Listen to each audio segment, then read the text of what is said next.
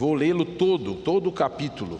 Diz assim: E falou o Senhor a Moisés e a Arão na terra do Egito, dizendo: Este mesmo mês vos será o princípio dos meses. Este vos será o primeiro dos meses do ano. Falai a toda a congregação de Israel, dizendo: Aos 10 deste mês, tome cada um para si um cordeiro, segundo as casas dos pais, um cordeiro para cada casa. Mas se a família for pequena para um cordeiro, então tome um só com o seu vizinho perto da sua casa. Conforme o número das almas, conforme o comer de cada um, fareis a conta para o cordeiro. O cordeiro ou cabrito será sem mácula, um macho de 1 ano, o qual tomareis das ovelhas ou das cabras. E os guardareis até o 14º dia deste mês, e todo o ajuntamento da congregação de Israel o sacrificará à tarde. E tomarão do sangue, e poloão em ambas as ombreiras da verga e na verga da porta, nas casas em que o comerem. E naquela noite comerão a carne assada no fogo, com pães asmos, com ervas amargosas a comerão. Não comereis dele nada cru, nem cozido em água, senão assado ao fogo, a cabeça com os pés e com a fressura. E nada dele deixareis até pela manhã, mas o que dele ficar até pela manhã, queimareis no fogo. Assim, pois, o comereis os vossos lombos, com os vossos lombos cingidos, os vossos sapatos nos pés, o vosso cajado na mão, e o comereis apressadamente. Esta é a Páscoa do Senhor. E eu passarei pela terra do Egito esta noite, e ferirei todo o primogênito na terra do Egito, desde os homens até os animais, e sobre todos os deuses do Egito farei juízos. Eu sou o Senhor. E aquele sangue vos será por sinal nas casas em que estiverdes. Vendo eu o sangue, passarei por cima de vós, e não haverá entre vós praga de mortandade, quando eu ferir a terra do Egito. E este dia vos será por memória, e celebrá-lo-eis por festa ao Senhor. Nas vossas gerações o celebrareis, por estatuto perpétuo. 7 dias comereis pães asmos, ao primeiro dia tirareis o fermento das vossas casas, porque qualquer que comer pão levedado, desde o primeiro até o 7º dia, aquela alma será cortada de Israel.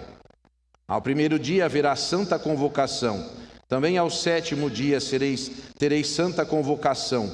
Nenhuma obra se fará neles, senão o que cada alma houver de comer. Isso somente aprontareis para vós. Guardai, pois, a festa dos pães asmos, porque naquele mesmo dia tirei vossos exércitos da terra do Egito.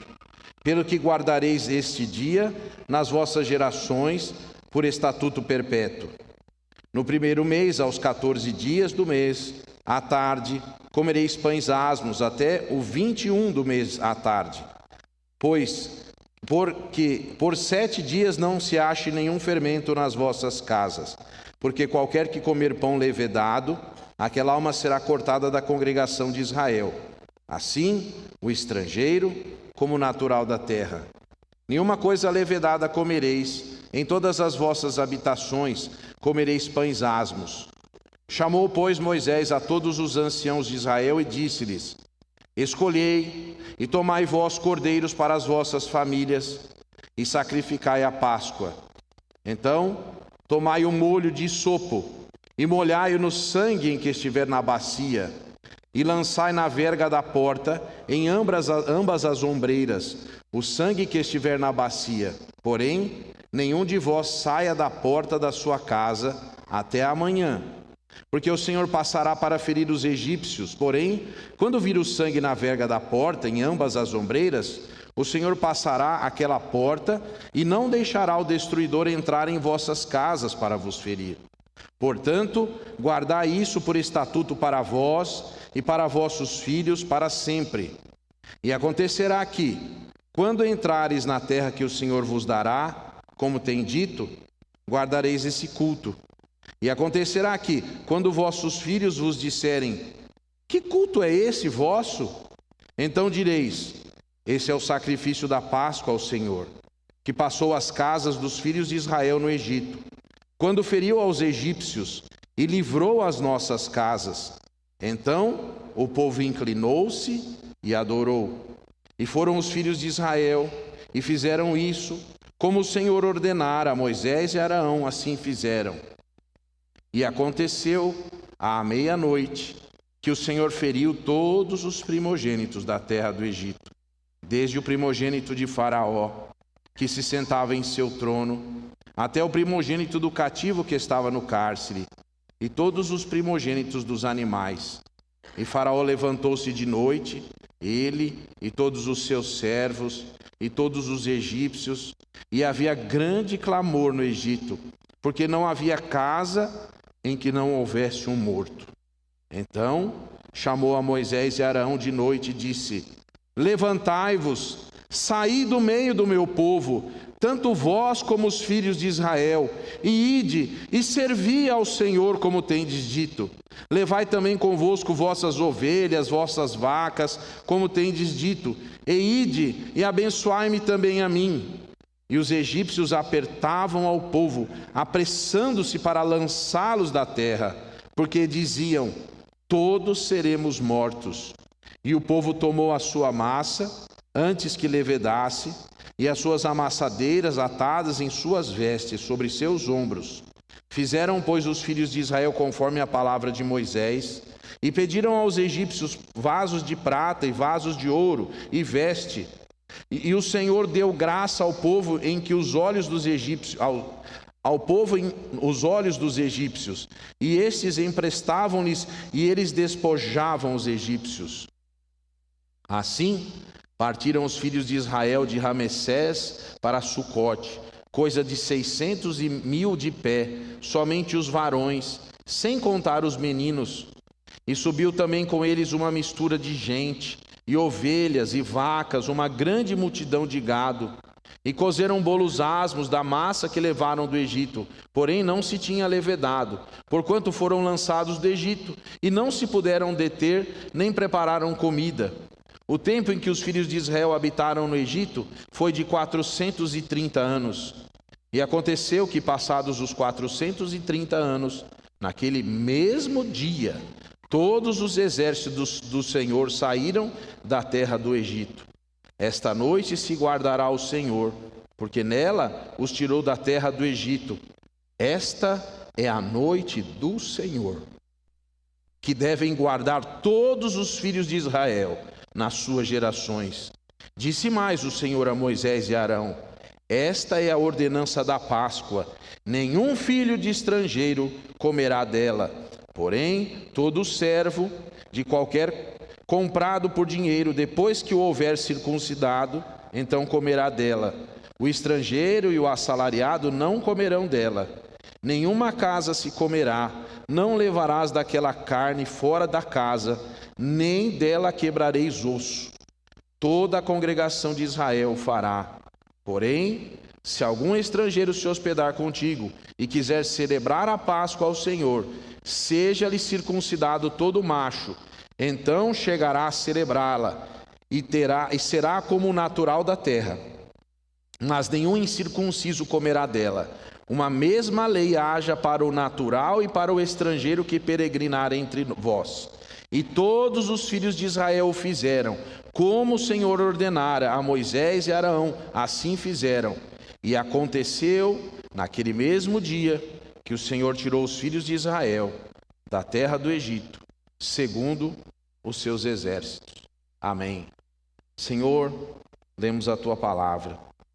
Pedimos que as lições que o Senhor tem para nós nessa noite possam fazer morada no nosso coração. Nós pedimos assim em nome de Jesus. Amém.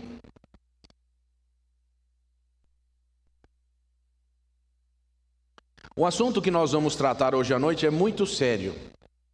Mesmo quando nós fazemos parte da igreja cristã ou da igreja evangélica, essas lições não são compreendidas por todos.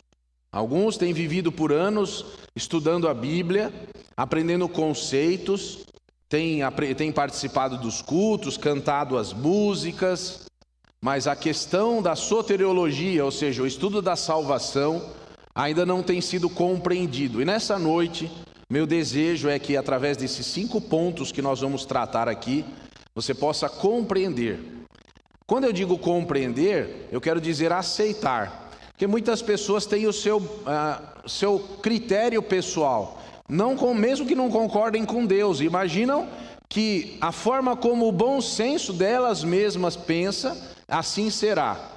Mas hoje eu quero mostrar para você algumas coisas importantes. E vou começar fazendo algumas perguntas. A primeira lição que eu quero trazer das 5 nessa noite é que o primogênito da casa era guardado pelo sangue. Vou repetir, o primogênito da casa era guardado pelo sangue. Meus irmãos, muita coisa tem sido pregada e ensinada. Muitas pessoas têm ensinado coisas absurdas diante da palavra de Deus. Nós pensamos que o nosso livramento, a nossa salvação, está baseada nas nossas atitudes. No fato de nós sermos bonzinhos, no fato de nós sermos corteses, no fato de algum mérito que a gente tenha. E a Bíblia está apresentando que não é assim. O livramento não é determinado pela estima de alguém, pelo que a pessoa pensa, pelo que a pessoa faz. Nós somos guardados pelo sangue. Vou dar um exemplo. Imagine que em 2 casas. Uma casa em que o pai preparou, fez tudo conforme as instruções aqui, passou o sangue na verga da porta. E aquela criança, aquele menino, o primogênito, está lá dentro. E ele está fazendo tudo certinho, está ali em pé, colocou a roupa certinha, está do lado do pai, prestando atenção em tudo, atencioso ao que tudo está acontecendo. Então, chega o momento do anjo da morte passar, ele vê aquele sangue ali na porta, e como aquele mocinho, o primogênito, ele fez tudo certinho, então ele é poupado. Agora vamos imaginar outra casa. Nessa outra casa, o pai nem falou para a família direito o que ia fazer. O pai pegou, passou o sangue na porta, entrou, preparou o cordeiro, fez tudo, ele, pai, fez o que tinha que fazer. Mas a criança está lá brincando, o filho primogênito está lá brincando com os seus brinquedinhos. Ele mal tem conhecimento do que está acontecendo ali.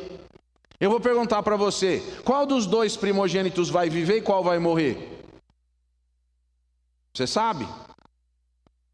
Você entendeu o que eu disse? Vou repetir. Um pai de uma criança preparou, de um jovem, preparou tudo conforme as instruções de Deus. Passou o sangue na verga da porta, matou o cordeiro antes, claro. Passou o sangue, cozinhou, fez tudo, colocou na mesa. E o menino está lá prestando atenção em tudo, preocupado. E agora está chegando a hora do anjo passar, papai. Como nós vamos fazer? O senhor fez tudo direitinho? O senhor passou o sangue lá fora mesmo? Agora tem o outro. O outro pai também fez tudo o que tinha que fazer, passou o sangue, mas o menino não está nem aí, está lá brincando no chão. Ele não se preocupou com toda aquela situação. Qual dos 2 jovens vai morrer? Nenhum vai morrer, porque a questão não está no mérito da criança, a questão não está numa capacidade da gente de fazer alguma coisa. O mérito, a honra, a glória não me pertence. A salvação pertence ao Senhor. Eu sou guardado pelo sangue de Cristo. É por isso que nós, às vezes, alguém pergunta assim, até para crentes da igreja, se perguntar aqui, fizesse uma pergunta, tem gente que vai falar que não sabe. Pergunta assim, você tem certeza da sua salvação? Olha, ninguém pode dizer que tem certeza da salvação. Isso é mentira. Nós podemos ter certeza da nossa salvação, porque o mérito não é nosso. Nós ganhamos, nós obtivemos a salvação, porque Jesus derramou o seu sangue na cruz do Calvário, e nós aceitamos esse sangue, e espiritualmente passamos esse sangue nos umbrais da porta do nosso coração. Não é por mérito meu, não é porque eu faço tudo direitinho, porque eu consigo fazer tudo que a lei prescreve, e porque eu agrado a Deus, porque é impossível que qualquer ato meu venha agradar a Deus, mas pelo fato do sangue do Cordeiro ter sido passado na verga da porta, eu tenho certeza da salvação. Não é por causa de mim, não é por causa de alguém, a não ser por causa de Jesus. Eu simplesmente aceito o sangue de Jesus. A salvação está baseada no sangue. A proteção do primogênito era estar guardado pelo sangue. Você precisa aprender essa lição. Hoje muitos têm dito que nós temos que fazer boas obras para sermos salvos. Tem alguns que dizem assim, nem mencionam Jesus. Você tem que ser uma boa pessoa e você vai agradar a Deus fazendo coisas, ajudando, fazendo caridade. E você vai ajudar, você vai se tornar uma pessoa mais evoluída.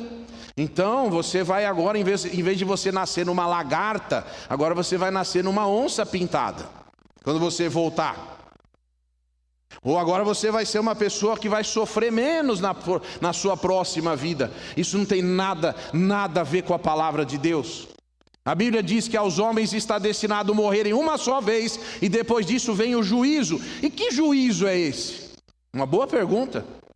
O juízo é saber se você foi guardado pelo sangue de Jesus. A salvação está no Cordeiro. A salvação vem do Cordeiro, a salvação não vem de você.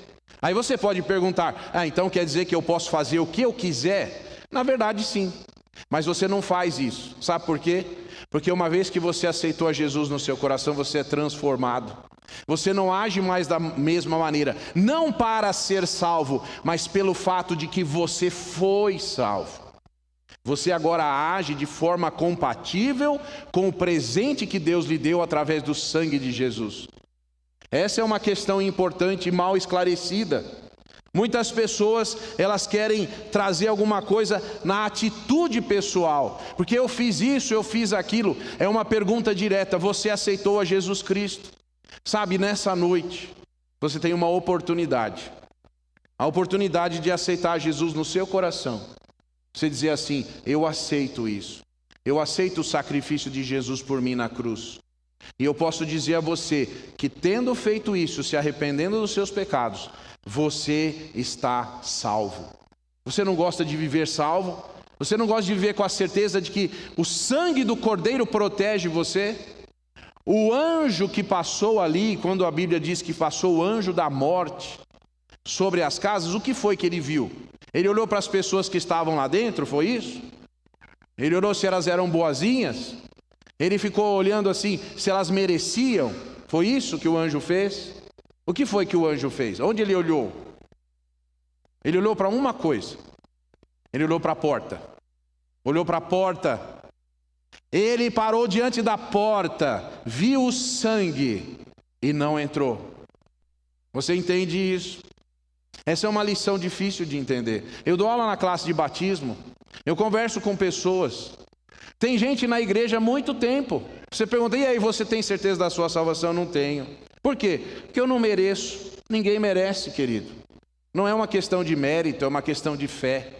É uma questão, se nós merecêssemos, então me explique, por que Jesus teria vindo morrer na cruz, se é pela obra que a gente é salvo? Qual é a necessidade de Jesus ter se entregado na cruz do Calvário, derramado o seu sangue? Para que ele ia fazer isso? Alguns dizem assim, para dar exemplo. Exemplo do quê? Exemplo de que a gente deve se pendurar numa cruz? Não é isso.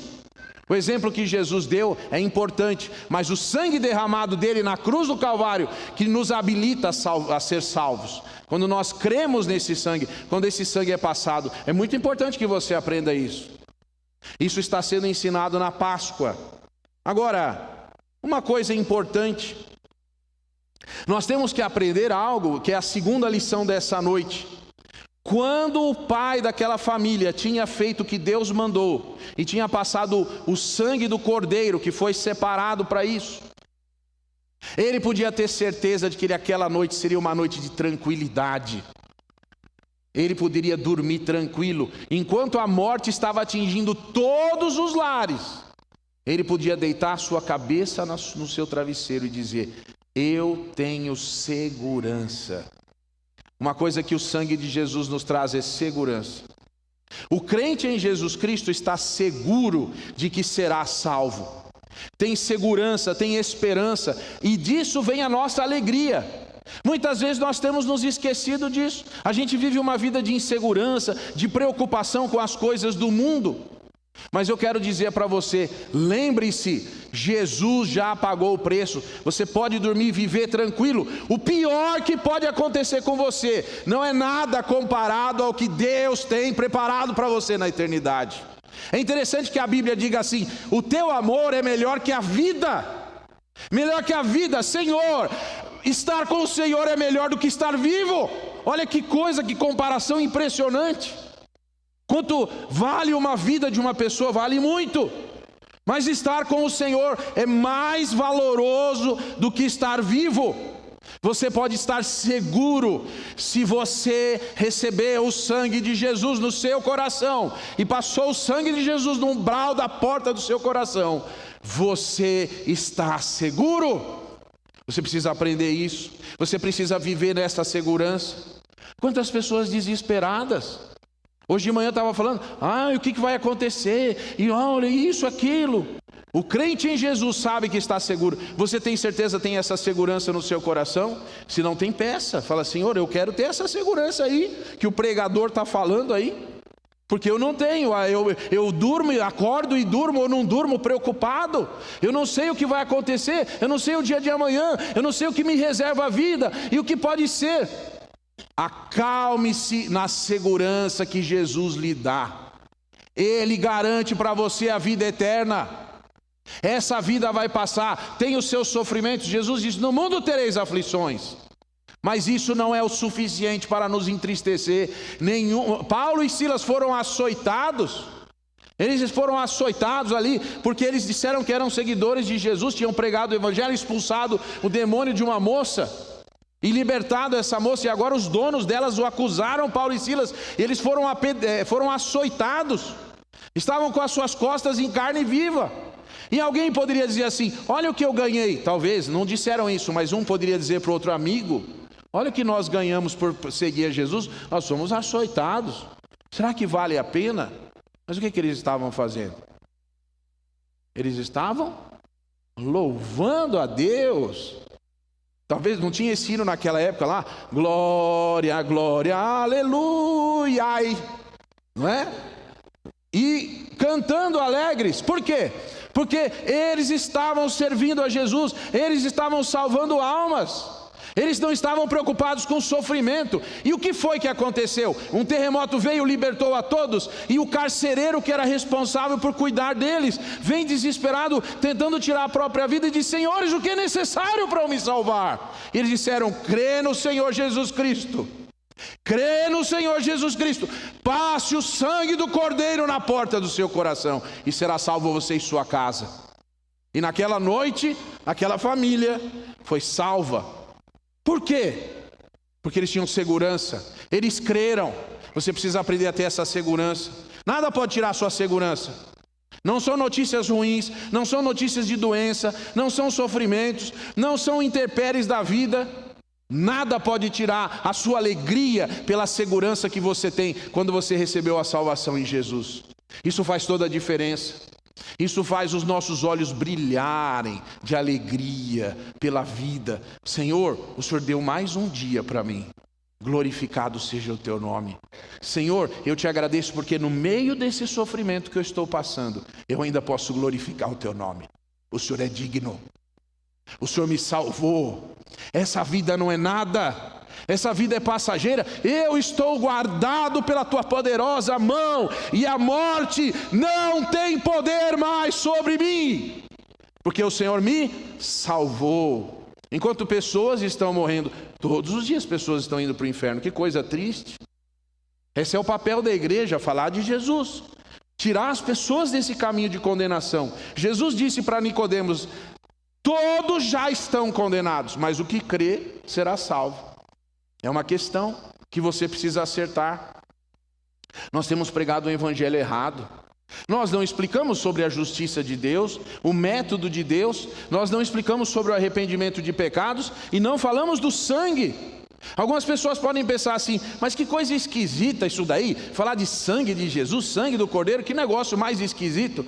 Sem derramamento de sangue não há remissão de pecado. Se não for Jesus Cristo que morreu por nós, nós estaríamos perdidos. Foi Deus que providenciou essa salvação para nós. O Pai pegou o Filho, matou o filho, passou o sangue do filho na porta para salvar você. Mas você tem que crer. Que coisa terrível.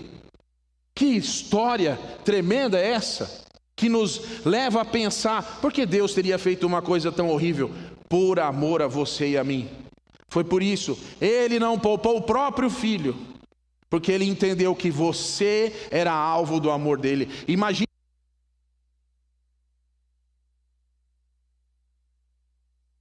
Algumas pessoas têm blasfemado contra Deus no nosso tempo.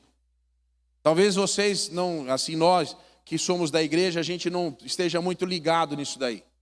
Mas alguns jovens aqui sabem quão blasfemas são as músicas que têm aparecido por aí. Nós vemos pessoas, tem uma música que saiu há algum tempo atrás, assim: quando todo mundo for varrido pelas ondas do mar, e o mundo estiver em silêncio, então a quem o Senhor vai culpar? Como se a culpa fosse de Deus, pelas pessoas estarem morrendo. A culpa é nossa. Nós somos pecadores, nós somos iníquos, e nós precisamos de Jesus Cristo. As pessoas têm invertido as coisas, pessoas blasfemas. A Bíblia diz que nos últimos dias seria dado permissão para as pessoas blasfemarem. Interessante isso. Mas a Bíblia também diz: quem está limpo, limpe-se mais, e quem está sujo, suje-se ainda mais. De forma que nós seremos indesculpáveis por não ouvirmos tão grande salvação que Deus tem apresentado para nós. Mas ainda temos mais uma terceira lição. Você sabia, você viu aí, que o que tinha que fazer com o cordeiro? Pegar o sangue do cordeiro, colocar na porta. Mas o que tinha que fazer com o cordeiro? Quem sabe? Comer o cordeiro. Por quê? Porque eles iriam viajar. Eles iam para uma longa viagem. Mal sabiam eles que estariam 40 anos viajando, quando eles saíssem dali. E ali, aquela carne daquele cordeiro os alimentaria, os traria sustento, os traria saúde para a viagem que eles iam fazer. Jesus Cristo não só nos salva, mas nos sustenta. Ele sustenta a sua alma, sustenta a sua esperança. Preste atenção nisso. Existia somente uma oportunidade, aquela noite. Você viu que o texto fala que o cordeiro teria que ser queimado se não fosse comido, percebe? Significa que não ia sobrar nada para ninguém, ou para depois. Não tinha para amanhã. A oportunidade era naquela noite, naquela hora. Não era uma escolha das pessoas. Talvez eu vou deixar para amanhã. Hoje não é um bom dia, eu estou indisposto, eu não vou participar desse negócio aí. Se uma pessoa fizesse isso, ela seria deixada para trás. A alimentação traria sustento. Quero dizer uma coisa: existem muitos crentes desanimados, abatidos, crentes que abriram mão de Jesus, porque não se alimentaram de Jesus. Estão fracos. A Bíblia diz que tem crente fraco, crente carnal, crente que não vive uma vida espiritual em Cristo. Meu irmão, meu amigo, se você não está vivendo uma vida espiritual em Cristo, hoje é o dia de você se alimentar com Jesus. Você dizer: Jesus, me traga sustento, me revigore por dentro. Eu não quero perder a minha vontade de te servir, porque o Senhor me alimentou, o Senhor morreu por mim e me salvou, mas o Senhor tem me sustentado. Isso é importante. Quantos crentes desanimados, quanta gente parando de servir a Deus. Eu estou cansado, eu já não faço mais nada, e ninguém olha o que eu estou fazendo. Ninguém tem que olhar nada do que eu estou fazendo. Eu não faço para alguém olhar alguma coisa, eu não faço para ganhar medalhinha, estrelinha. Eu não faço para alguém dar tapinha na minha cara. Não é isso que eu faço. Eu faço isso porque Jesus merece, que Ele me sustenta. Ele me traz sustento no meu espírito, na minha alma. É por isso que nós precisamos nos levantar e dizer: Jesus, eu quero me alimentar do Senhor. Não há outro alimento melhor. Jesus mesmo disse: quem não comer a minha carne e não beber o meu sangue, não é digno de mim. Jesus disse isso. Você talvez já esteja salvo, muito bem, mas você não tem se alimentado de Cristo. O que está alimentando você? No que é que você está colocando a sua boca? No que é que você está colocando os seus olhos? No que é que você está colocando a sua mão? No que você está colocando os seus pés? O que tem consumido o seu tempo? Que não é Cristo. Viva para Ele, morra por Ele. Ele morreu por você. Você precisa aprender que quem sustenta você é Jesus Cristo, o Cordeiro de Deus. Ele se fez pecado por nós. Mais uma coisa.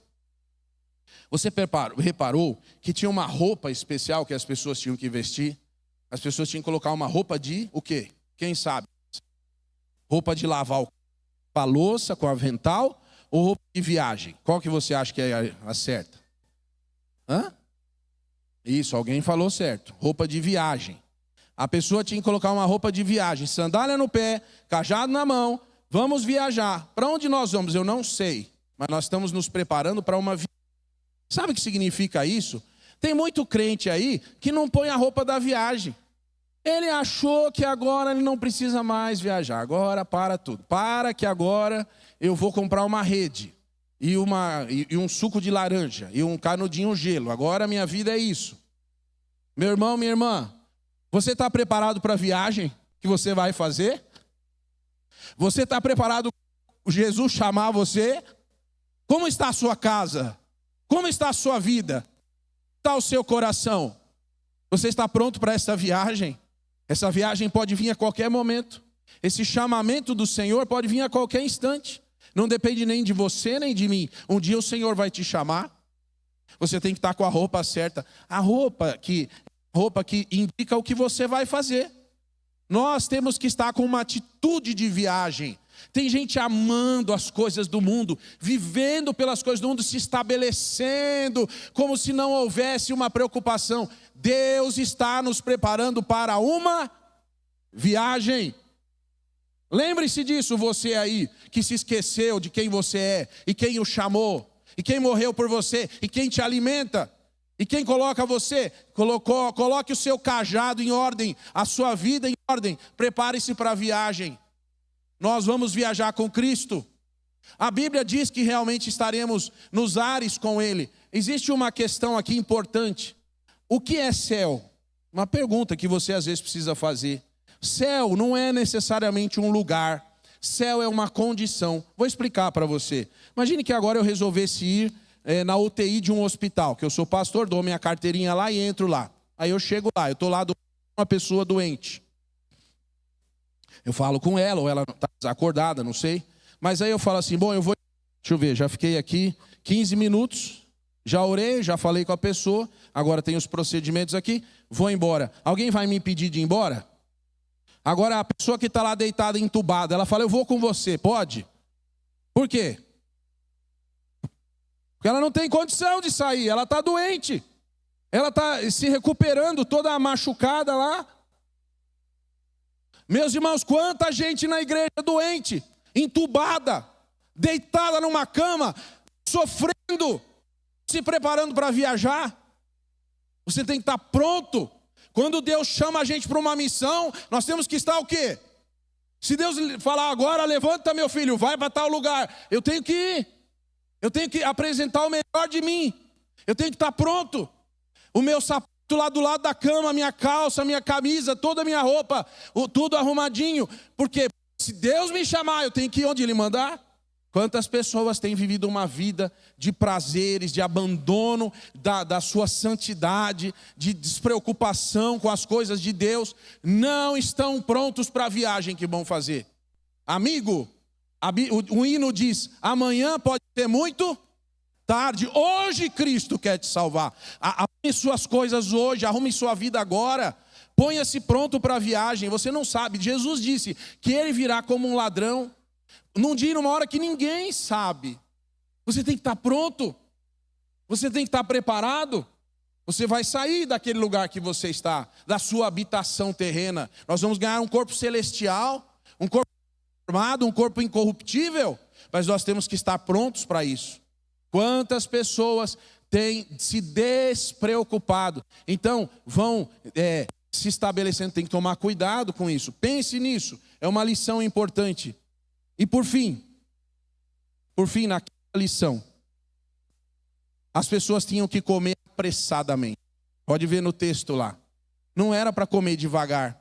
Isso não é um prato para ser saboreado. Interessante, não é? Uau! Mas eu estou experimentando o cordeiro que morreu por mim, cujo sangue está lá na porta. Eu quero aproveitar, eu quero experimentar o sabor. Eu vou sentar e eu vou agora pôr um molhinho junto, fazer aqui um pratinho bem bonito, porque não, você não entendeu. Tem uma coisa importante. Nós podemos fazer uma comparação entre a Páscoa e a volta de Jesus também. Entre a saída do Egito, que o povo de Israel saiu do Egito, e a saída da igreja do mundo. Sabe, eu já falei aqui, sabe quando Jesus vai vir nos buscar? Quando nós, igreja, nos tornarmos insuportáveis para o mundo. Já está acontecendo. Já começou a acontecer isso. As pessoas já não estão mais aguentando a gente aqui. Glória a Deus. A nossa mensagem incomoda. Os nossos valores incomodam. A igreja incomoda. A igreja entra nas pautas políticas. A igreja entra nas pautas sociais. A igreja entra nas questões que discutem a igreja entra nas questões que discutem todos os aspectos da vida. Por quê? Porque nós incomodamos. Algumas pessoas pensam assim: que bom seria se esse pessoal fosse embora. E você pode dizer: a gente já está indo. Aguenta firme que você vai ver isso. Você vai ver a igreja ir embora. Meus irmãos, as pessoas tinham que comer apressadamente, porque a morte estava alcançando todas as famílias. E a Bíblia diz que não ficou nenhuma casa. Imagine isso, nenhuma casa sem alguém morto. A morte entrou em todos os lugares, menos em quem estava guardado pelo sangue do Cordeiro. Isso significa dizer que a morte vem, mas nós estamos guardados pelo sangue do Cordeiro. E nós temos que comer apressadamente. Olha, eu vou falar uma coisa para você. Sabe aquele culto delicioso que a gente às vezes tem, né? Que canta umas músicas e todo mundo fala assim: hoje eu queria ficar a noite inteira lá na igreja. Aproveita isso, mas saiba que vai existir um culto eterno na presença de Deus. Muitos cultos são feitos de forma apressada, de fato.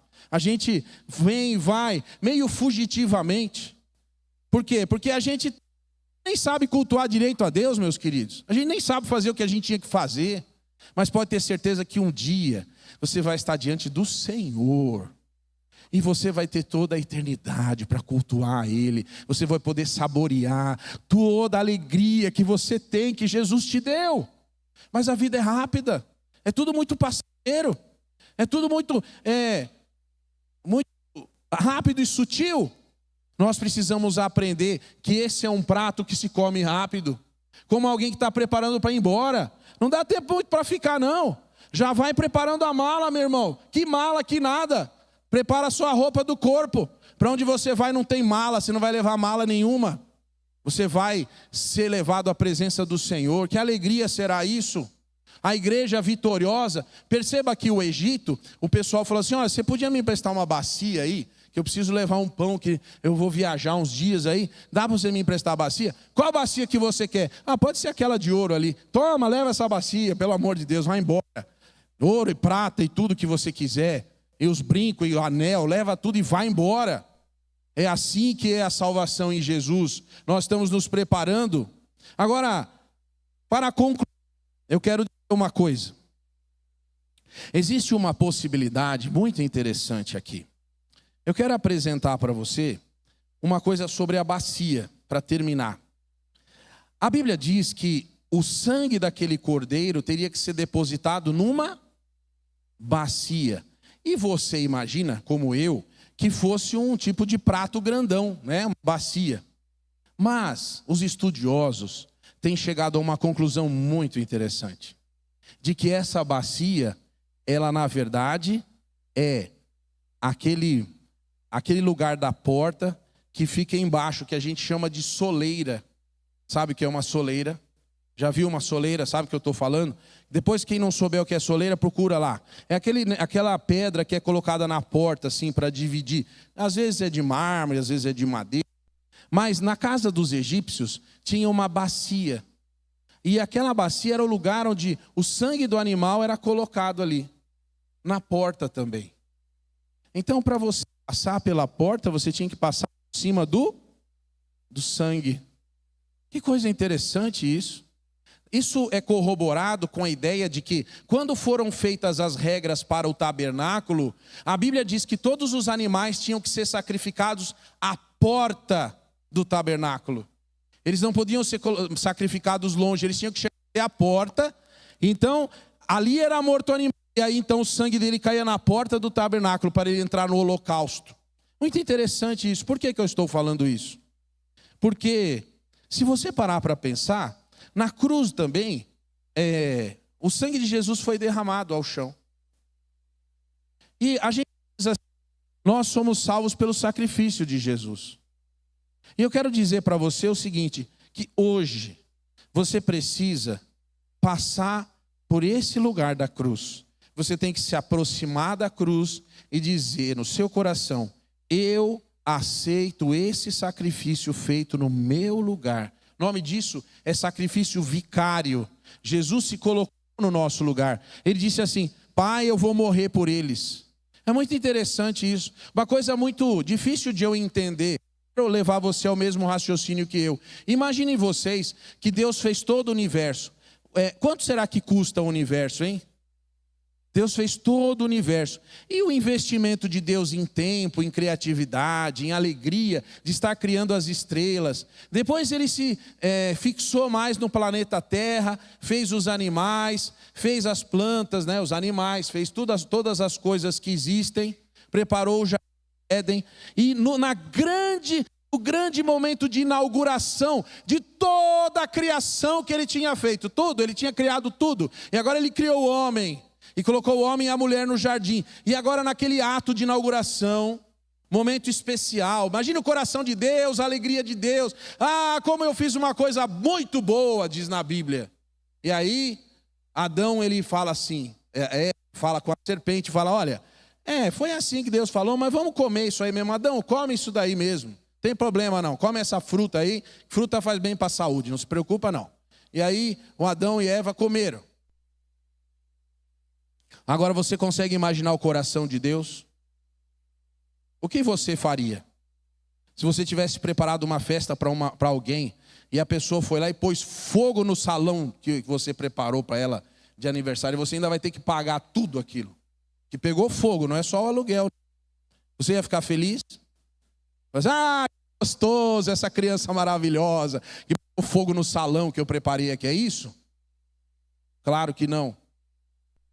Mas o que foi que Deus fez? Lá no Éden, Deus prometeu que ia enviar um que pisaria a cabeça da serpente. Esse é o amor de Deus.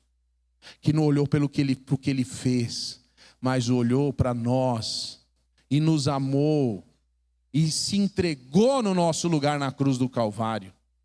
Por isso que uma pessoa que pensa assim, como alguns ignorantes dizem assim, isso não é justo, por que Deus fez o inferno eterno para uma pessoa que só vive, 70 anos e vai para o inferno? Como que pode ser isso? Nós temos recusado a Deus, nós temos para Deus, Deus deu o método de nós vivermos para sempre, Ele nos trouxe salvação, mas nós que recusamos.